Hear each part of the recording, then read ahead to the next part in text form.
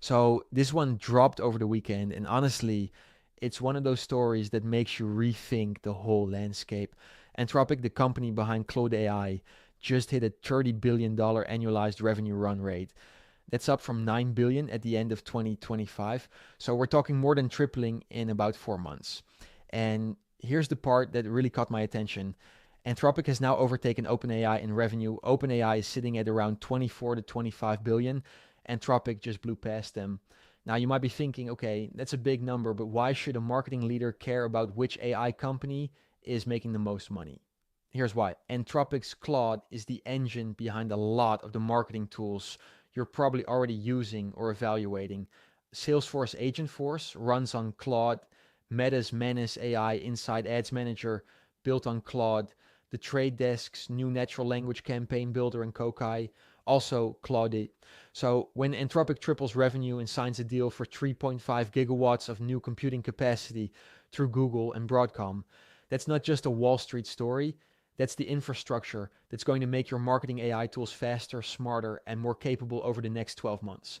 And the growth is coming almost entirely from enterprise. Anthropic now has over 1,000 business customers, each spending more than $1 million a year. That number doubled from 500 in just 2 months. So companies are not experimenting with AI anymore. They're writing seven-figure checks. The bigger signal here is strategic. OpenAI built its business on consumers. 900 million weekly ChatGPT users. Anthropic went the other direction and focused on selling to businesses. And right now, the enterprise bet is winning. What does that mean for you?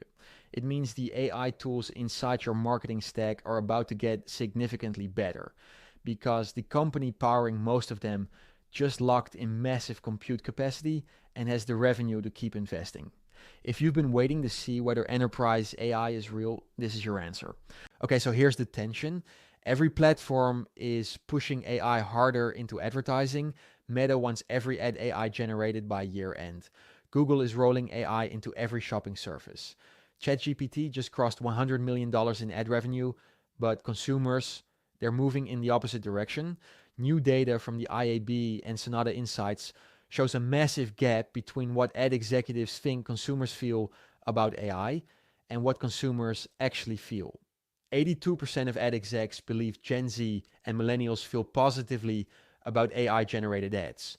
The actual number, 45%, that's a 37-point perception gap, and it's gotten worse since 2024 when the gap was 32 points.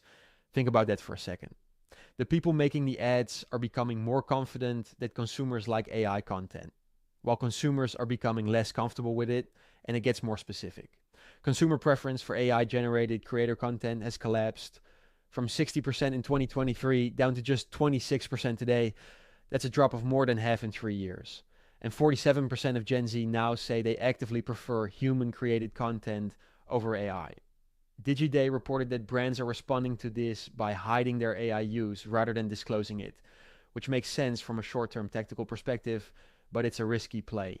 Because if consumers find out later that the content they thought was human was actually AI, the trust penalty could be even worse. Research backs this up. Studies show that simply labeling an ad as AI generated makes people see it as less natural and less useful. It lowers their willingness to engage with the brand. And emotional content gets hit the hardest. If AI writes something that's supposed to feel personal or heartfelt, consumers can tell, and they punish it. The Association of National Advertisers actually named authenticity as its co-word of the year alongside agentic AI, which perfectly captures where marketing is right now.